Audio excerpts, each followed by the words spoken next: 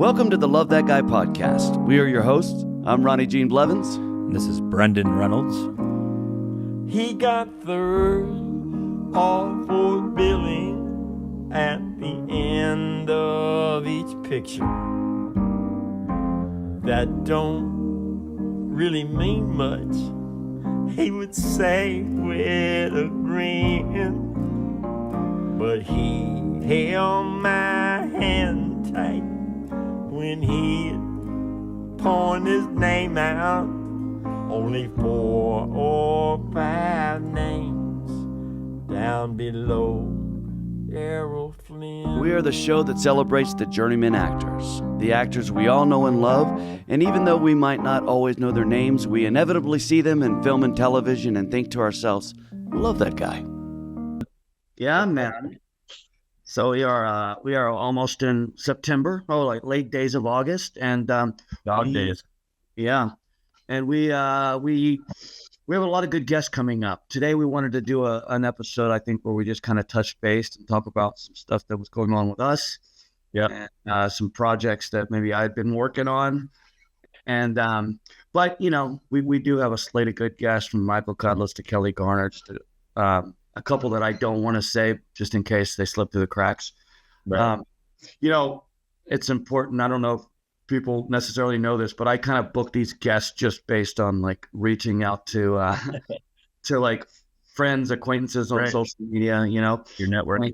And actors on balance, I think, are a flaky bunch, you know. And, Bad rap, you know. well, I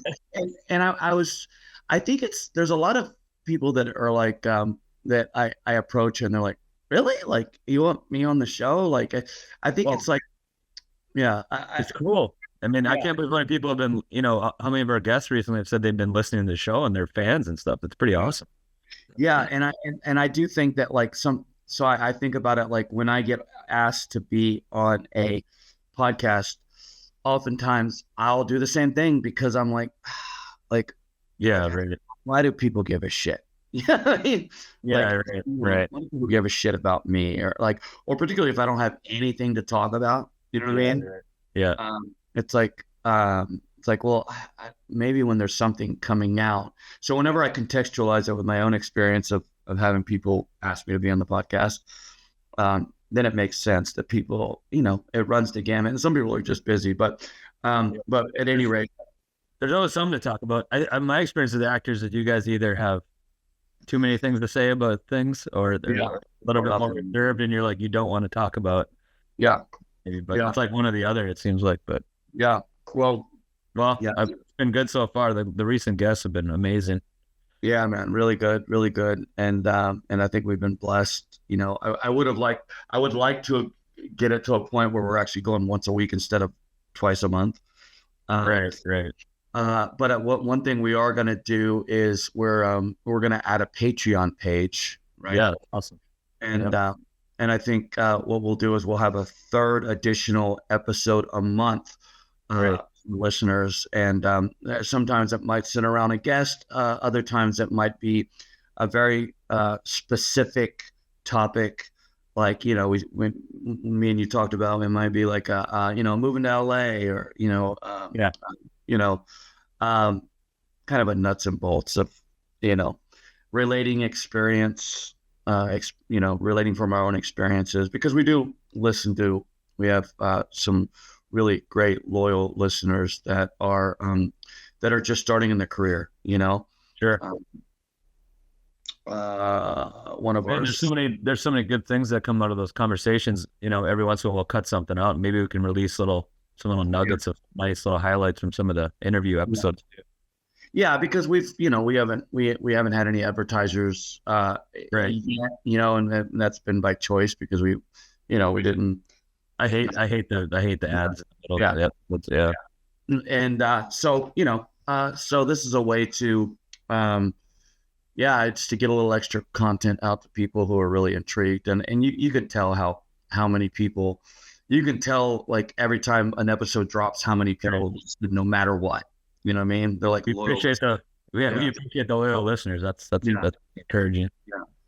So yeah, man. So the Patreon will be good, and we're still kind of working it out right now, but hopefully have that live in the next week or so. And Yeah. and you know, and I think it'll be completely worth your while if you want to if you want to become a Patreon, and if not, that's totally cool too. Yep. You know. We appreciate it. Yeah. So I've been watching Lady in the Lake. okay. It's pretty exciting to see you up there holding your own with the great Natalie. Man, you got some good scenes with her. Yeah. I mean, thank you for saying that. I think it's pretty bold, you know. Particularly, I don't know if you made it to the 6th episode. I'm in 5 right now, so I'm about to get there. Your character arc's starting to cook now. Yeah. You know, and you know, I thank you for saying that. I did have some things that had been cut out, but I know that that's just the nature of the beast. Yeah. I think that Alma Harrell, you know, she, even though I didn't have a whole shit ton of stuff to do with her, what I think made her a unique director is how she wouldn't presume to know everything. You know what I mean? In fact, she kind of gave me confidence by not necessarily being forthcoming when she would not. You know, she would be very hesitant to want to impart what she felt about it, because she and not to speak for her, but it would seem like she felt like it was much more rewarding if the actors kind of stumbled upon it themselves, right, you know, or whatever choice was came out of like exploration, you know. Do you prefer that directing style versus a more specific, like, you know? Yeah, for sure. In this, yeah. Because you can explore creatively more. Yeah, I like. Listen, I think like there's this one scene, without getting into it, that I do a couple of like big scenes I do with Elan Noel in episode 6, where I'm just confronting him, you know, without spoilers, but you know, and the guy, the character I play, Officer Bosco, he's very much a man of the times, right? And his whole philosophy is that like this is America, it's dog eat dog, and everyone is free to come and take what they can to the best of the capacity to work hard. You know what I mean? Sure. It's a meritocracy, sure. You know, all that shit, and yeah. So, but he's obviously also a racist guy, you know, misogynist, all that. He comes across like a very sensitive, damaged person underneath all that hard exterior. Yeah, for sure. And then so anyway, so here's my point. I'm arriving at a point. So we're showing up. The whole day is dedicated to this kind of scene, this series of scenes I'm shooting with Elan, and she calls me up there. They're an hour. They still got an hour to set up, right? Mm-hmm. So Alma takes me in the next room, and it becomes clear to me that like she's dedicated the next hour before we're actually shooting to just talking, right? Yeah. Like just on its surface, you know, I never really had that before. That's so rare on a TV show. By the way, she was also months before sending out character playlists. Wow. You know what I mean? Like, so the whole thing feels like a very much a collaboration, you know, and you're building this character together. So we go to this room, and I'm like, of course, I don't know that I think that like, aren't they set up, or are we ready to go? So I'm kind of have this like, well, let's get in there. And she's like, bro, she's like, we got as much time as we want in here. And so she goes, well, let's talk about Bosco a little bit. And I start saying all the things, and she's like, let's stop. She goes, we know all the things that 2024 versions of us think about Bosco, but let's talk about all the shit that we agree with him about. You know, what do we have? You know, and when we started going like kind of just rapping out about like just trying to find the thread of truth and sincerity to this guy, and it meant so much to me, you know, because it was and I had thought, I had thought about this beforehand, because the onus is on us to, obviously, you never want to play the villain. You always find the humanity, and you always want to find the greatest justifications for your characters. But to know that she was giving me permission to kind of like just to explore like that was pretty incredible. It's redemption for his. Yeah. And listen, and it just meant so much, So she's very much the kind of director that's like, that like, let's. So Alma, what do you think about this? I don't know. Well, let's take a look at that. No ideas are wrong. Kind of reminds me a lot of how David Gordon Green worked when I worked with him. Which was like, he would do stuff like me and Nick Cage would do a scene like in the movie Joe. Yeah. And he'd be like, I want you guys to do this entire scene without words, Right. And then he wouldn't do it as an acting exercise. He'd be like filming it, See if there's something there that comes through cinematically. Yeah. And or go through this scene, try to be as close to the intentions of the lines as you can, but you're not allowed to say any of the lines, and everything you say has to be a question. Which sounds a little bit like which I think is fun, because if you're prepared, there's freedom and structure, right? Yeah, the parameters force you to be more creative, right? Yeah. And guys like Alma, guys like David, and women like Alma, directors like these, they know that like that all you need is a piece of that one thing, even if you don't choose to show that scene, and it could be a reaction shot somewhere else, and I'm getting a little tangential, but it was great to work with her. She was one of the greats, one of the greatest directors I worked with. And I had seen Honey Boy a few years prior with the movie she had done with Shia LaBeouf, and how she utilized music in that, and her affinity for Bob Dylan, and what she did with music. This is pretty incredible. It's so amazing. Yeah, I think the shows we just had the series finale. I think it's pretty polarizing. Like some people think it's a masterpiece, and other people are like, nah, it's missing the mark. I also think that like I said before, we're a country that kind of sustained 19 years of keeping up the Kardashians. So it doesn't surprise me it was right. I mean, it's creatively an ambitious show. It's visionary for sure. It asks the viewer to take on a little bit to sort of figure out how to digest the narrative, and outside the box, which is really cool. 100%. And it's the palette to the actors to do that too. I mean, that's letting you guys cook. I mean, you just don't see that in TV very often. Yeah. Yes. And I think that when you have storytelling that is patient and takes its time, and it kind of, and people might tend to think it's tedious. I think it just kind of speaks to probably just the instant information, the people's kind of collapsing lack of attention span, but I'm pretty proud of it, and also like I know that Alma is big into dreams, and you can tell. And right around this time, earlier this summer, I kind of started reading a lot of Carl Jung, and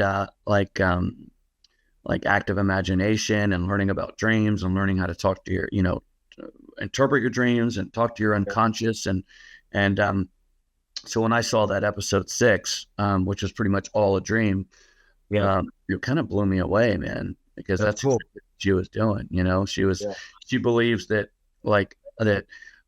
not only are dreams guides to truth, but the absolute truth exists within dreams. And even if you're only remembering a portion of those dreams, there's truth in it. A few weeks ago, I was kind of bemoaning my lack of patience I've been having with my son and my son in particular. So I woke up and I had dreamed that I was growing these giant carrots in my front yard. Yeah. You look it up, and it literally relates to kind of bemoaning lack of patience. Oh, really? Interesting. Yeah. So You remembered your dream like right after you had it? It was like that was probably like the 20% I did remember. You know what I mean? Yeah, the archetype part. That's interesting. Yeah. So I've been reading. It's weird, coincidentally. I've been reading about Freud and researching Freud lately too. Yeah. Not Freud, Jung. Yeah. But Jung. And Jung, his most famous thing is the shadow, right? Like engaging with the shadow and understanding it, because you can't just pretend like it's not there. You have to. And this show, I mean, obviously, now I come to think of it, there's an overt reference to the shadow work. Yes. Because both the female characters are kind of grappling with that. Yeah. Even though it's leading the lake, the mirror imaging of everything and all that. It's pretty. 100%. Yeah. So I think that like any good piece of art, whether it be like a surreal painting on a canvas or a narrative that's not like, that's not formulaic, I think any great piece of art exists is a balance between a story you can digest and a riddle that's left for you to solve. Yeah. No, totally. Yeah. It's like I said, it's a little bit of a challenging narrative for certain. I mean, you got to definitely be engaged with it. Yeah. But it's really cool. You guys should all be proud of it. It's like, thanks, man. Yeah. Really outside the box filmmaking. It doesn't even feel like a TV show. It feels like a long movie. Yeah. It's pretty cool. It's pretty cool. I think it was awesome, man. It was fun. As a fanboy, what was it like to work with Natalie Portman? And she's pretty big. She was great, man. I always had, I always thought that Natalie was incredible, and she was really cool. I guess I was a little nervous at first. Of course, yeah.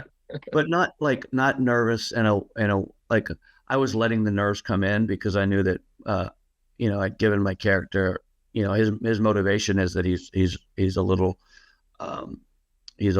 moved, he has a crush, or he has a what's it called? Yeah, he has a crush on her. Infatuated, yeah. A little bit of infatuation. So which you could be nervous in that situation. Yeah. I recommend anyone, if you're ever listening to this and you ever get a chance to work with Natalie Portman, and the subject matter allows this to be an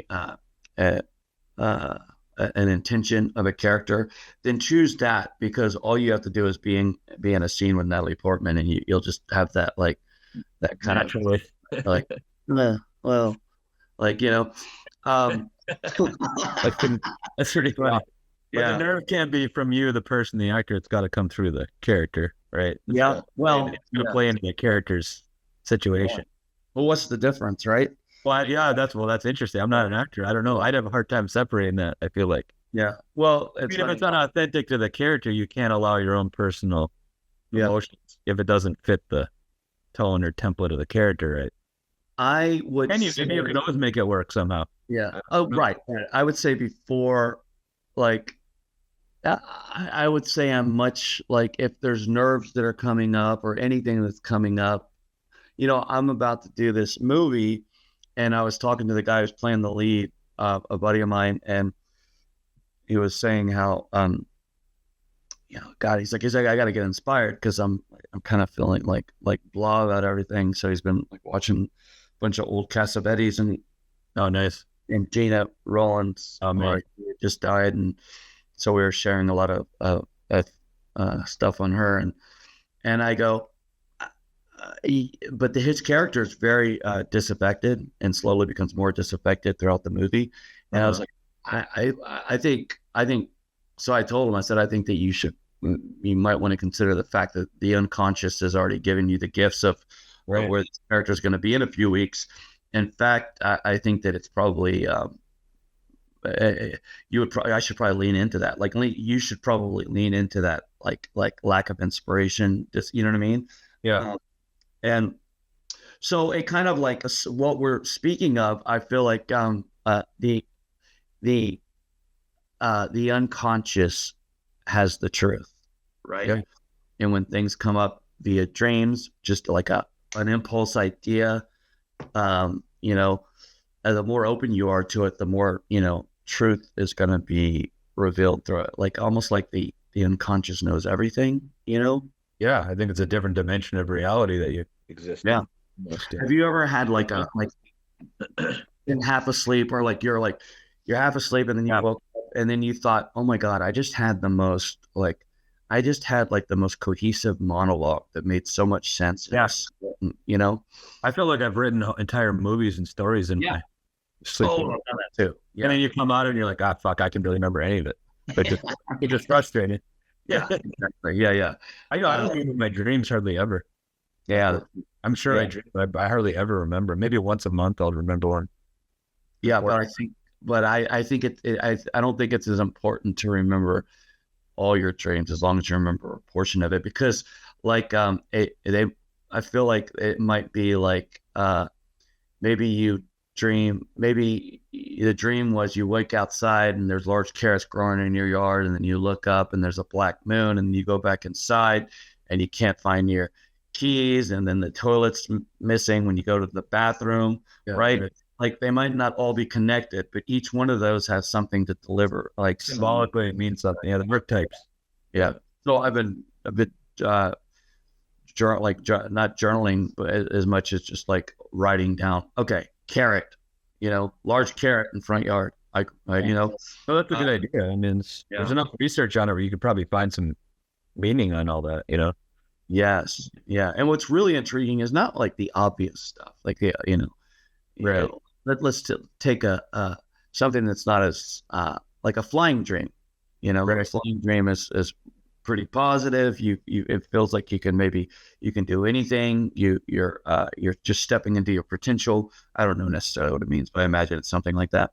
But what are the ones that are just like not so obvious, and what are those telling you? Like the messages that are coming from deep within your unconscious. You know, I know we're getting a little tangential, but I think that was what. No, it's interesting stuff. Especially in the process of an actor, I think that's important to work, because you're already working in a different dimension of your own mind, consciously. So yeah, for sure.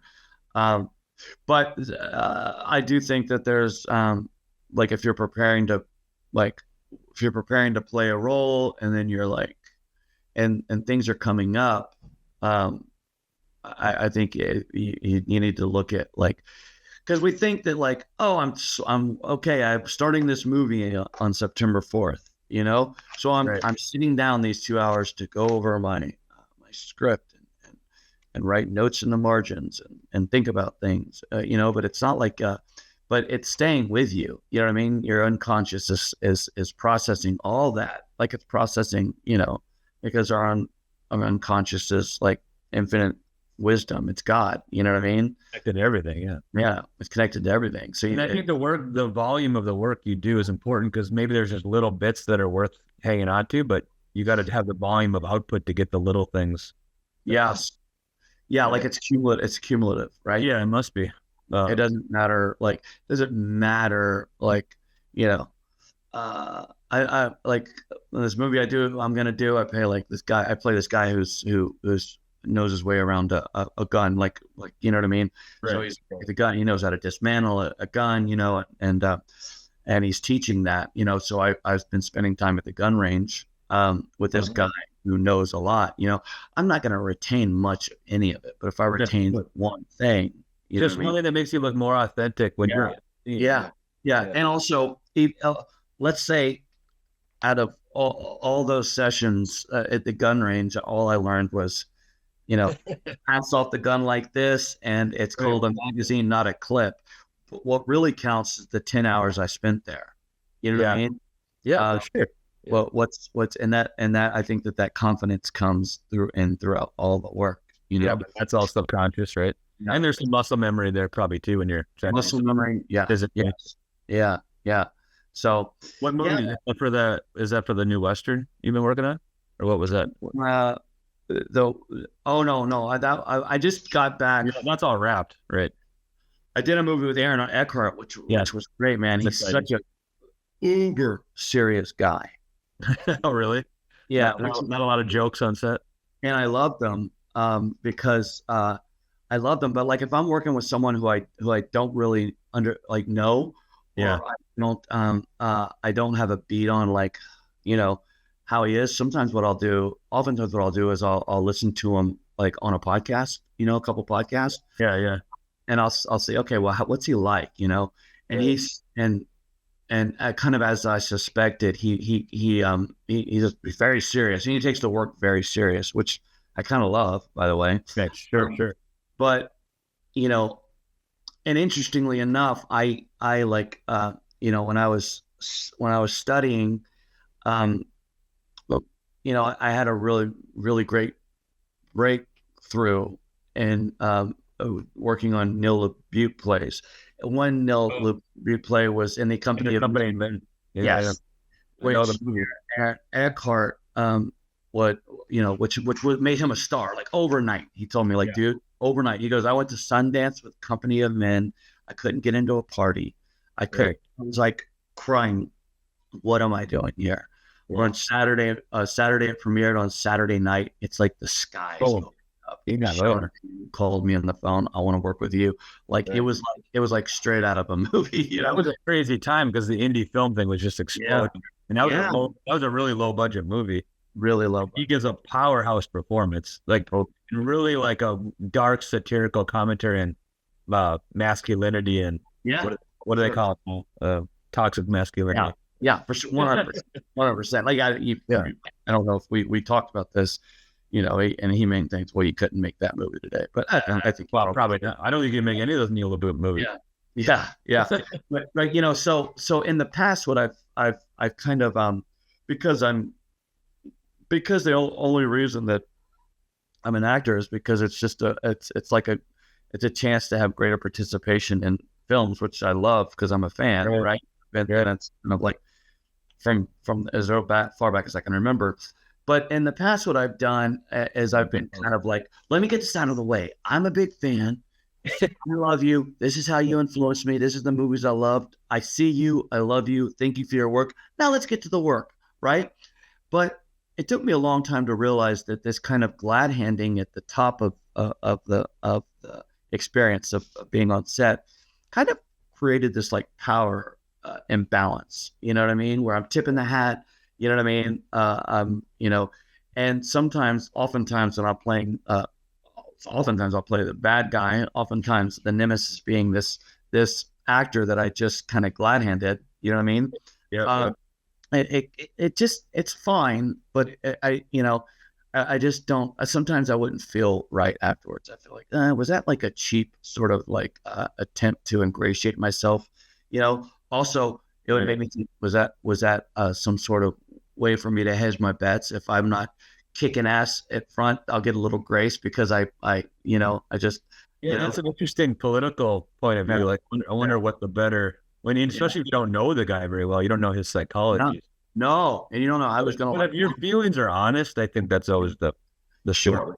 And it's not like it's got me in trouble. And I think that right. But what happens is then you go inside the work, and then it's like you have this other thing, and then you're having to get it's like you're working hard to get their respect inside of the work, and they're like, okay, he's a good actor. So with Aaron, I had watched these podcasts. He's a serious guy. I took a couple of nuggets of what he said, like I won't tolerate it. An actor's like having trouble with the lines or anything, I won't tolerate it. It's like, okay, got that. Really? Oh wow. Yeah. So I was like, okay. So then I was like, okay, I'm going to assume the position of the guy. Like, if you think you won't tolerate, actors being off book, I'm going to know everyone's lines. You know what I mean? Right. And I'm going to be the guy. I'm going to lead the way in that. You know what I mean? So, when we first get there and we're on set, people are like, sitting around and like, I'd be like, guys, like, can we run these lines? Like, they're setting up. Why are we not running these lines? Yeah. Like Aaron, like, yeah, hell yeah, let's do it. So that was smart. So you did your research to understand what his process was. Yeah. and I had never even like, I could have gone into this whole thing about, dude, Neil Butte, shit, that sick scene you did where you say, "Send me your balls, man." I was like, I had this breakthrough in class, and by the way, eventually I did, but it was after you got more comfortable. Yeah, but it was after we did this great day of scene work where for all I know, he could have thought I was a little bit of like, oh God, this guy's really serious. You know what I mean? Like this guy, right. Yeah. But like, I was kind of staying in it, and then so I gained his respect for the work instead of glad handing up front, and then afterwards, I'm like, hey man, I got to tell you this thing, and after that, we had like this great conversation about like his experience. You had to earn his trust first, Yeah. And that was your savvy insight from being an actor of 25 years or whatever. Like that took all your years of experience to know that was the right approach with somebody like that. Yeah. Makes you were more prepared and maybe than you would have been 10 years ago or 15 years ago or whatever. Yeah. So, and also like, they're just fucking people, everyone's just a fucking person. We're just people. The only thing that's really important, like, I mean, it's important to get along with people, but like, the work and making something cool, which is so rare, and making something that counts and authentic moments and like, how could you be a great actor if you weren't having an authentic exchange of feelings and experiences with another actor? Like if your ego is so big that you're like, wait, no, just like, do the work, but I don't want to engage with you as a human. That doesn't seem like a very artistic approach anyway. I mean, I'm sure some big actors are like that, maybe. You know what I mean? Where they're just, the ego is so big that it's hard to penetrate it. But yeah, I think that would be very conducive to the creative process if it was like that. Yeah. I don't know. I mean, I don't know. I've certainly been in situations where, where there wasn't a lot of like warm, wasn't a lot of warm exchanges, and it didn't work. A lot of people might think, well, as long as it's just all character shit. That's another thing I get. What my son is like acting like he is the center of the podcast. I can hear my boy Leo there. Top of your lungs podcast. We're keeping it real around here. Yeah. So but a lot of times it's just like I think character shit. You can just if you just kind of like understand that like character shit, like Ben Foster, it's like he was always kind of in character, when you worked with him on that dynamic. We did this Emancipation together. And the dynamic was I was a little bit of his underling, right. And then like, so it's okay to stay in that if you're both I mean, that's a good place to be. But that's because he's so locked in that it's like you can't have a human experience outside the character. But I don't think that's ego based as much as just like he's like in the kind of method of the character, right? Yeah. I just imagine some stars. I mean, you hear horror stories of some stars such egomaniacs that like maybe they're kind of unapproachable. But I feel like that just probably isn't very good for the project. No, dude. No, who needs that shit? But it must happen, I'd imagine. Mm-hmm. Oh, yeah. I've had it happen with people that are like, not like big stars, but not great actors. You know what I mean? Right. I guess that's what I'm getting at. Because there's some of them out there, I suppose. And like it was when I was young in the career, so I absorbed a lot more. Now I'd probably be more inclined to be like, knock it off, dude. Right. Knock it off. That's not helpful. Yeah. That's the nice thing about being a vet. You've been through it. Yeah. Yeah. I was thinking about something with the last episode with Rick Gonzalez. He was really good. What a so great, man. But you guys got into how music influences you and how you use music to get into character and all that. I thought that was interesting. I wonder if something you could talk about, because I mean, it's like, just from talking to you over the years, like obviously like you're a big believer in like you need to know the script and the lines and like that stuff has to be like, that's the heavy lifting part of it, right? But then once you have that in there, that's when you can explore and riff and the jazz comes in. Yeah. It's like, for whatever reason, you guys both agreed that the music has like a really like straightforward access point sometimes to help you really find the emotional tone or whatever you're digging into with a certain character. I just wonder if you talk about how you use music a little bit. Yeah, man. Well, sometimes it's not really like, sometimes it's a little forced because it's like, well, there's maybe not enough substance there. Sometimes I'm just playing like, like you need like a crutch. Yeah. Sometimes I'm just playing like a plot device for like some guy who, you know what I mean? So, but other times, it's like if I'm playing a guy who's grieving, and mourning, right. That it really helps. Like, because there's songs, right. It's like a trigger, like boom. It's like you're in that. Yeah. Like for me, Mother by John Lennon, every time I hear it, I want to weep. I don't know why. Really? Oh yeah. I can't even listen to it without it's like an immediate trigger. Interesting. I'm not an actor, so I don't like that. I have to shake it off, Kind emotions. Yeah. Actors start to cry. The closest mirror, right? Yeah, that's it. I'm doing it. I'm you're excited about it.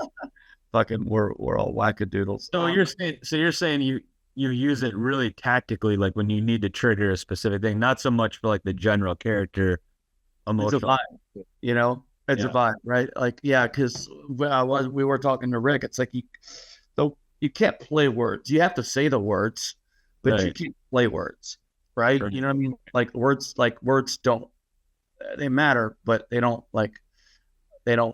matter. Like if I'm grieving, and if I'm grieving in a scene, and I say and I have no emotion or no connection to the lines themselves. Yeah, or no connection. No, not to the lines.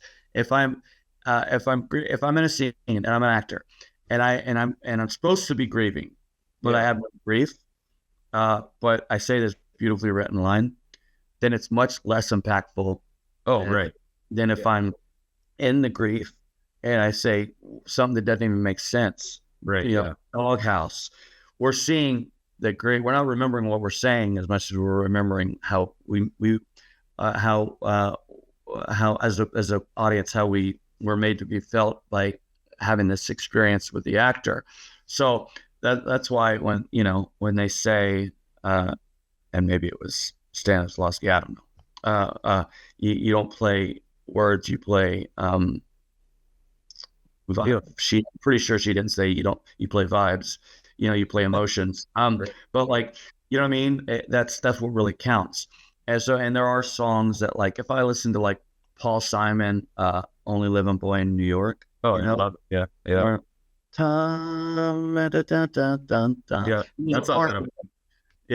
the part where the drumming goes pop pop pop. Half of the times we go, we don't know where. If you don't know the song, justice, but I just get this fucking emotion, It's just like, it's like the beauty of it overwhelms you or something, and you're just something about, to me it connects me to my son, because I see that song as about a guy who's and might not be what it's about at all, but and it also could be connected to, it was in a movie called Only Living Boy in New York about a guy who was coming of age guy, right?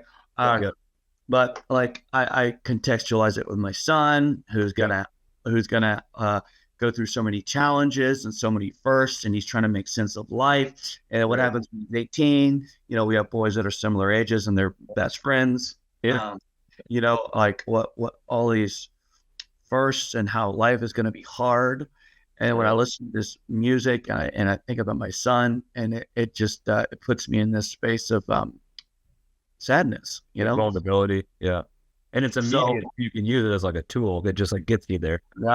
Yeah. So I'll have like a collection of these songs, because sometimes, man, you do all this fucking work and you're ready, and then you got to be emotional, and then like you're there, and everyone's set up, and the crew's being so fucking kind and like working like quietly and like, okay, guys, we're quieter in reverence to what the actor's about to go through. And then sometimes right there, and there's nothing there, you got to deliver something spiritual, you're like, you're channeling something, like, it's crazy. So I've been there where there's nothing there. And it's empty. I'll be like, well, I got to feel something. Because right now I feel numb. So if I get there, I'll even like like slam, like right before I slam my hands in the door, or like something that's really wait you're a place of like, fuck, well, at least I'm feeling something. right. And if you open that, it's like if you open a little bit up, and then the draft starts to come in. Like, okay, and then it starts to trigger shit. Especially in film, right? Because film, I mean, the cinematic medium is all visual. I mean, they didn't have movies for multiple decades. So you got to it's got to come across in your face, Yeah, right. It's like the camera is like the great. By the way, I really like you. I like you more in the cinematic stuff, like because your face is so emotive and there's so much going on.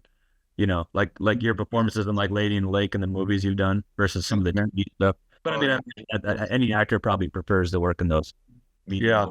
Straight. Well, what do you do? Like the times I get to play like real people, you know what I mean? Sometimes I'm playing like a sociopath caricature. And they don't want to see, I mean, you fight for the humanity of a guy, and they're like, oh, okay, we don't care. Like, and even if you fight, even if you fight for like one, like, even if they give you, because sometimes it just is what it is. You're like, I did the Death Wish with Bruce Willis, and Eli's a great fucking director. He's another one that I really loved working with, by the way. But since you're the actor and you're always trying to like, okay, well, how do I fight for this guy's humanity? Right. Okay. So like this, right before we do the bad thing and the big bad scene that ultimately sets Bruce Willis off to, break bad and start killing people. You know what I mean? Right. So you're like, Eli, let me just give me this one beat where right before I do it, I have this like this humanity, I shake it off, and then I do the bad thing. You know what I mean? Yeah. One beat. And then the way the audience can be like, wait, what was he considering there? Could he have made a good choice there? You know what I mean? Yeah. And then, and sometimes I'll give it to you, but then they have a bigger God to serve, and that like, no, these guys got to be so fucking bad that we as the audience got to get behind this man just fucking killing people. You know what I mean? Like, so it's like, similar type of thing with Emancipation, But they could give you that moment and still cut it in a way that serves the bigger God, as you say, but still give you that moment. Cause I think that's the good directing decision, because then you're keeping your actor like engaged creatively more. You're going to get a better, well-rounded performance. Well, and also people like I mean, aren't you more interested in people that are complicated? That are three-dimensional? Yeah, of course. Yeah. Like people that are like, people that are all the way good or all the way bad, they're boring. I want totally. I want to see, warts and all. I want to see someone who does the good thing, but man, you don't get to see the. I agree with him 100%. But I guess what I'm saying is that even if their ultimate idea is to cut into this more black and white character, they should still let the performer cook a little bit, so that they're getting more out of them, so that they have more to choose from. Yes. And I think that a lot of them do actually, and the directors that I can think of that didn't utilize those moments that I intentionally wanted to architect for. Even though they didn't put it in the final cut, and maybe they were just gave me the chance to do it. Right. And that's worth it, I'd imagine. Yeah. But why not give me, but why not give a little more? Yeah. In Emancipation, like there's like where me and Ben Foster and Aaron Moten were playing these characters, these bushwhackers that are chasing Will Smith the whole time. We're brutal. You know what I mean? We're brutal people. We're bad. But Bill Collage, the writer, did this great thing. He writes this at the end of the second act, right when I'm about to get Will Smith. He's holding this girl. She says, help me get this girl water. Right.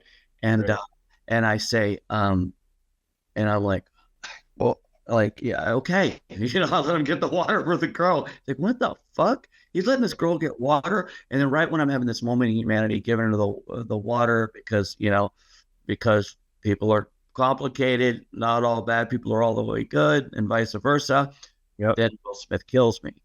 But on the day, the director didn't want it like that, and I understand why he didn't want it like that. I think it's better the other way, but I also understand that we're not telling the story of the slave hunter with a heart of gold. Yeah, that's not a real popular marketable story.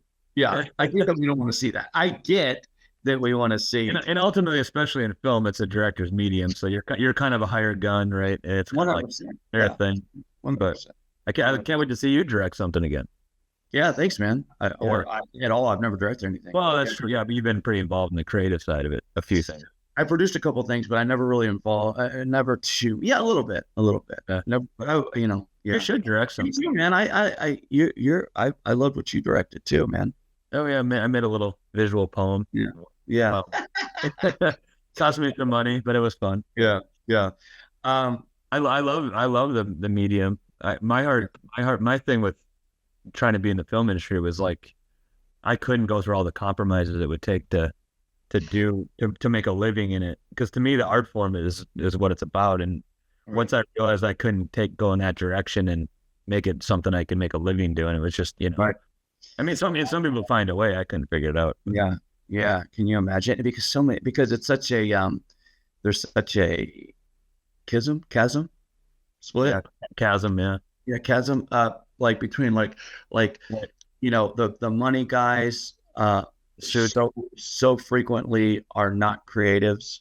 I mean, almost never, right? Yeah, and not anymore. Maybe Robert Evans or somebody like that. Yeah, and the creatives go frequently not money guys. So it's like but you have these great periods of Robert, like there's like United Artists who made all those good. But he ran Paramount too. A24 seems like they're definitely cooking for sure.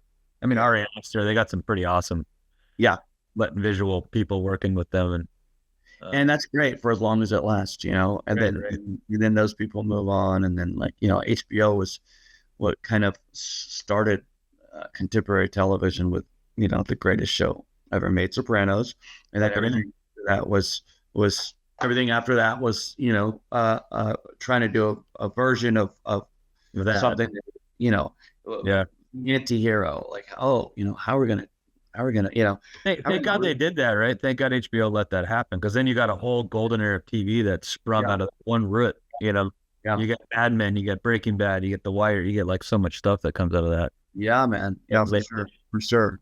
Thank God for sure. But the brass there usually, they turn over and they go somewhere else, and then it's something else, and then and it's regime changes, and then also when they all get merged, they'll get bought out by bigger companies. I mean, because it's hard to begrudge people for their bad tastes, because ultimately it's subjective. I do it all the time.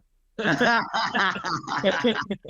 have a real pet peeve with a low regard for good art for some reason. Yeah. You don't have a low regard for good art. I have a low regard for people who don't have a good sense of what good art is. Yeah. No, I for sure. But ultimately, you're like, we're all, none of us can see our own blind spots. We're only connecting up 100%. To perspective. So it's like, it is all subjective. Obviously, my choice is the fucking hotter or the better ones. Yeah, the better choice. And it's hard. But so I don't know, man. It must be such a relief when this is why I love podcasts, because like when I find people that talk about things in a way that I like their point of view is similar to mine, creatively or artistically. It must be amazing working with people that you're like, oh my God, we're on the same page here. Yeah. Like visually and creatively, like you probably like the same shit, and the same things turn you on creatively. That must be exciting, because that probably doesn't happen very often. I'd imagine. My favorite directors are the ones that they don't have any pretense, and they can geek out with you about like films, like dude, I'm trying to okay. Again, Eli Roth was big because he's such a film nerd. So it's so fun to make a movie with Eli Roth, because you guys be like, hey, you know what I'm trying to do here? Remember that moment and whatever. He's like, oh, fucking love that. Like, I'm trying to do that without doing that. You know what I mean? We're not exactly the same. Yeah. And then David Gordon Green was like that, and Alma Morell's like that, you know. But I mean, a lot of good. And then there's the ones that are like, you just do your thing. I got the rest. You know what I mean? Like, I know the way. It's like, okay, a little authoritarian sort of, which can like when you're the Coen brothers, it seems like it works pretty good, but maybe not for everybody. Yeah, exactly. I mean, you know, I think the genre type people like Eli Roth's a big genre guy. I feel like people into genre stuff seem to be more fun. They like the more juicy stuff. Yeah. But you know, what really got me into Eli Roth was not any of, I don't even think I've ever seen any of this, like Cabin Fever. Is that what he made? That was the one that made him famous, right? The big one. What I saw and loved was Knock Knock. That was good. I like Knock Knock. Good movie. Good movie. Really good movie. Like, what a conundrum. It was free pizza. Oh my God, such a good movie, dude. You know, I like the Grindhouse stuff. Was fun too. And dude, and Nolan, like, you know, he might rival to Quentin Tarantino with how much he knows about films. You know, I think that's why they're good buddies, right? I'm sure they can he sees it all, dude. And Quentin Tarantino really sees it all. Oh yeah, he studied movies for 20 years. Crazy. I did this movie called Savaged, right? That like it was like we made it for $200,000. Okay, it was produced by Jason Garvitz and a great director called Michael Ojeda, and it was like this. Ultimately, it was about bad guys. They terrorize this deaf girl who stops at like a truck stop. And then the worst of worst happens to her at the hands of the bad guys. And then she like gets resurrected by a medicine man and comes back as this warrior, right? And it's like I was like, whoa, that sounds. But it was so well done, right? Really. And then a couple of years ago,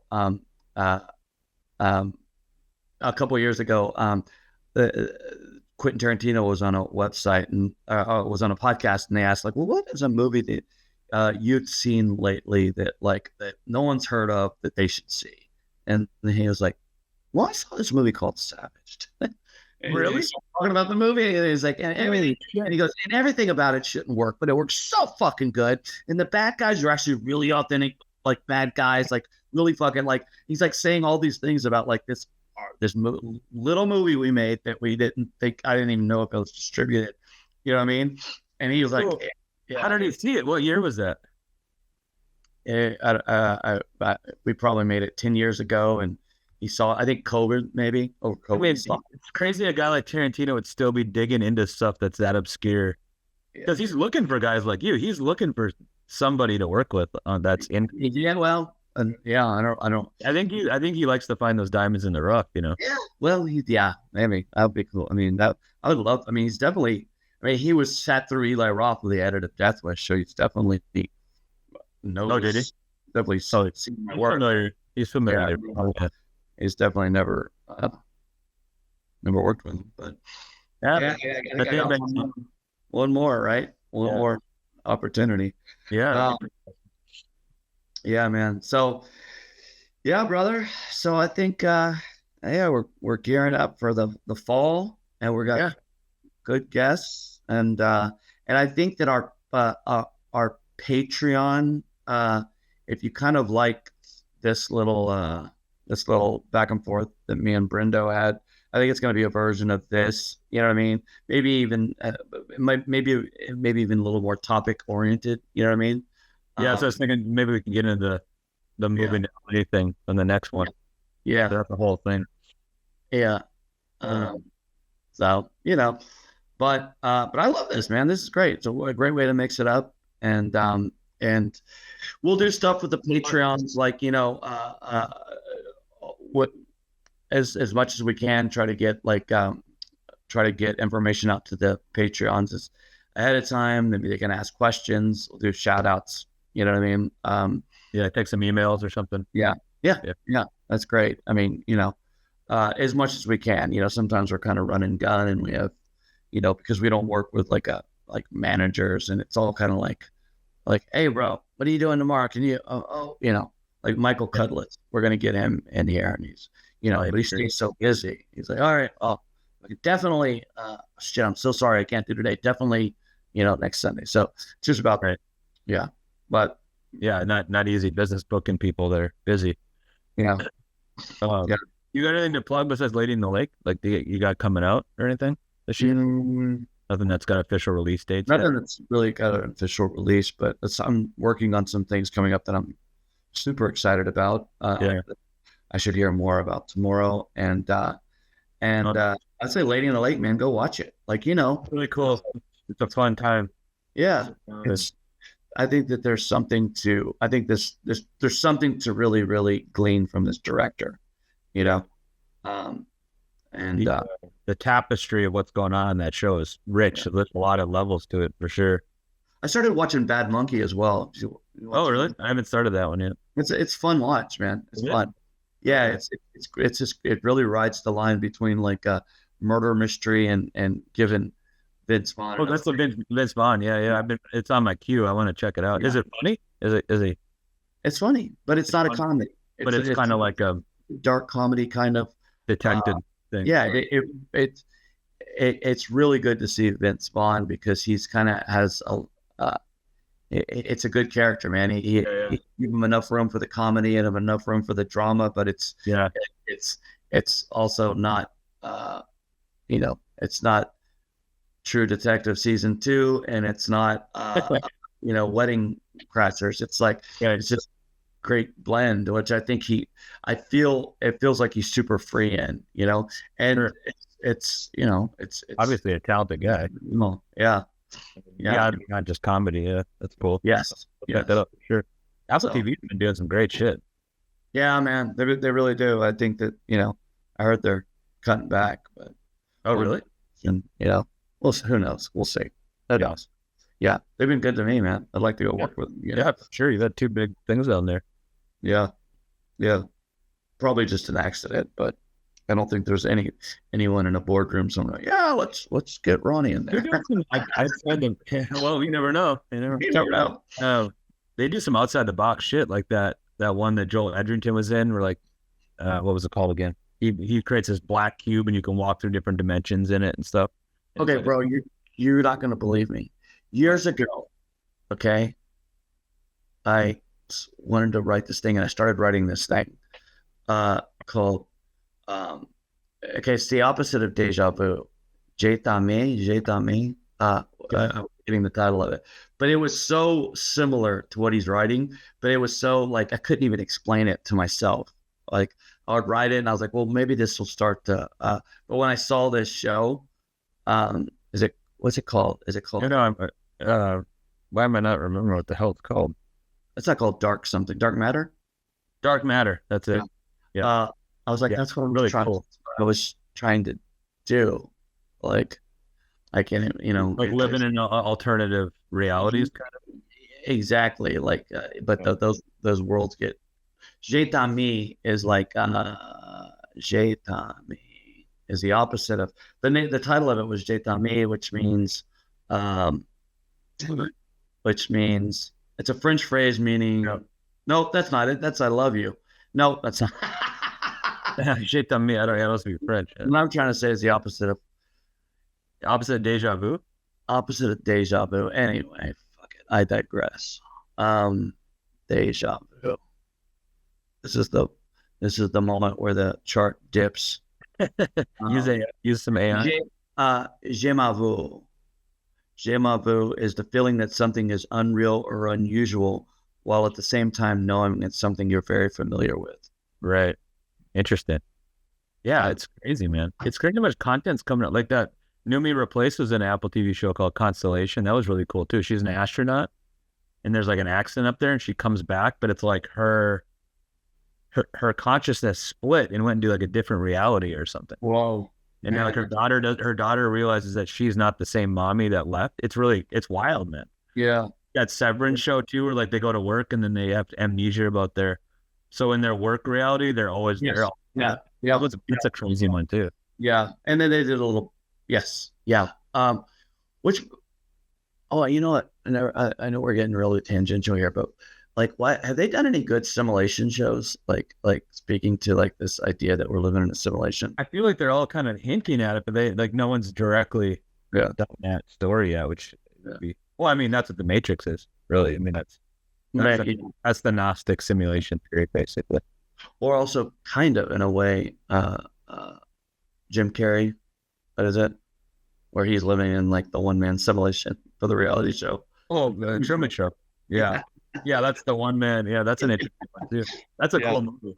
Yeah. That's a great fucking movie. You know. Yeah, man. Yeah, we're a lot of Jung talk, a lot of simulation theory. There's a lot going on. All right. Well, thank you, my brother, and thank you guys. Yeah, thanks. Fun. Yeah, and we'll be back very shortly with a badass guest, and we'll you'll see that Patreon drop. So, yeah, sweet. Can't wait. Thanks all for listening, and all right, coming soon. all right, All right.